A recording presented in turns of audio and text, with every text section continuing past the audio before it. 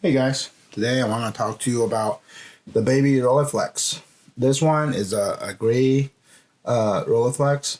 Um, the Rolly makes two of those small ones. One is gray like this one. The other one is in black color. The black one is more desirable, but me personally, I think the gray one's cuter. I think most of the Rolleiflex are black, so I kind of like different color once for a while. This one, or the Rolleiflex T, is also in the gray color. Kind of like it. Very, I feel like it's stealthier than black. It just don't stand out as much, but I don't know. This camera does not shoot 120 film. It shoots 127 film. When I bought the camera, I just thought it was cute. It looks good on my shelf. I thought the film was no longer available until today. I was able to purchase a roll. Well, I actually bought two rolls of these. It's called Pan 400. It's assembled in Japan. So I don't know. It's a respooled some kind of, film. I don't know. But this one's Pan 400. Black and white negative film.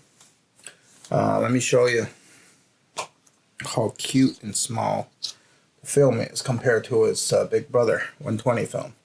This is how small the film is. It's very cute. There's a reason people shoot in 120, right? Let's think about it. I mean, the film is bigger, so it's better quality in terms of whether you digitize it or enlarge it. Now, why do I want to shoot tiny ones like that? It's still bigger than 35 millimeter, and the camera actually can fit in my coat pocket. A lot easier than the bigger full-size Rolly. What I have here is a 2.8 f with a Zeiss planar lens. This one actually is to me, it's kind of a special edition. It features the 12-24 switch, so you can actually use 220 film with this one. The Rolleiflex had made a lot of different variations of 2.8 f, or they have made a lot of different variation of cameras So this one is just that. I think it's relatively desirable, I guess, because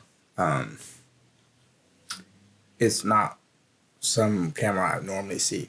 The one with the switch, 12-24 switch. Pretty baby, shoots 127 film. There's some really cool features I really like, and some similarities to the bigger brother. One of the similarity is this camera also has the film sensing mechanism, just like the brother, that it detects a film and then automatically you can get to the first shot, which is cool. Now, I don't think any other camera outside of Rolleiflex features this thing. I think it's probably copyrighted design. The other thing I really like about this one is if you leave the waist level finder down, you can't fire the shutter. The only way you can fire the shutter is, have pop up the waist level finder.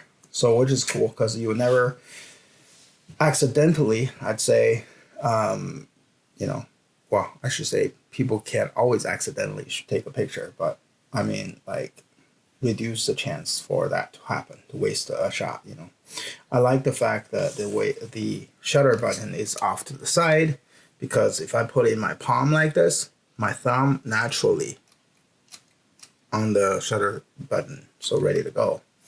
I think it's really cool. And then my left hand is doing the focusing, right?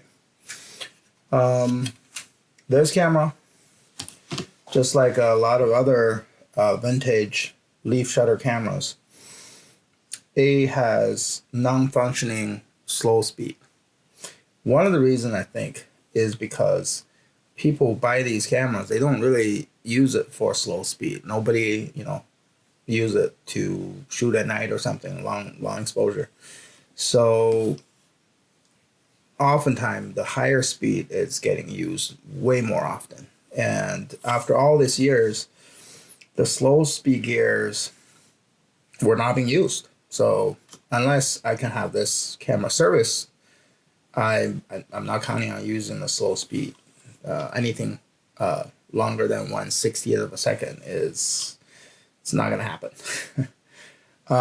There's a drawback about this camera, which is kind of sucks, is that there are, as far as I know, if you know, please comment below. There's no one in the U.S. that's qualified to work on this.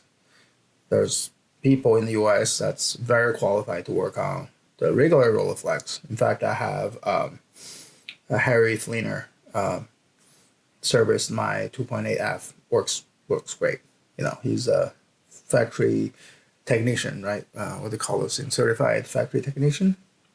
So really cool. But on the list of Rolleiflex cameras he does not want to service, I think Baby Rolly is on the list. So I don't know who else. You know, if I want the camera to work as the day come out of the factory, it's gonna be difficult to find somebody who can work on it. This camera features, let's see, Schneider Zenar 60mm f3.5. So because the film is smaller, so 60mm I think is probably right around 50mm. Kind of like the Rolleiflex 2.8F features 80mm on a 120.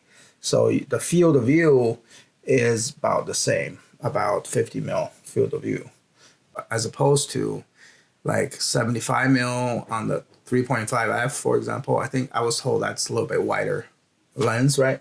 Like I wouldn't say a 35, maybe a 40mm, something like that. Some people really like that look. Me personally, I do like that look. I actually had a 3.5F, and I bought it. It lasted about a week. It just went bad. I got it from a dealer, so I had to ask them to repair for me, and they couldn't repair it, so I kind of just returned it. It was a cool camera, but I think in terms of the way how I like to shoot, I normally, you know, likes the focal length like a 50mm or 40mm like that. 35 is a little wide for me. 28 I'm still trying to get used to. Sometimes depends. Sometimes works fine. My photo generally, you know, I generally shoot models, shooting people. So having a super wide lens doesn't really work that well. I also don't like too much compression like some people use, like a 70 to 200mm or something like that. A long lens, it's kind of a not flattering look. So 50mm is great. 40 and 35, it's cool, especially when shooting someone in a very tight space. They're great. Anyways, so I just loaded a roll of film, the one out of the 2 rolls I bought. This is a rubber pan, and it's a 400 speed. So we're gonna try that roll tomorrow. See how it goes. I'm very excited about this camera. It's so small, so cute, right?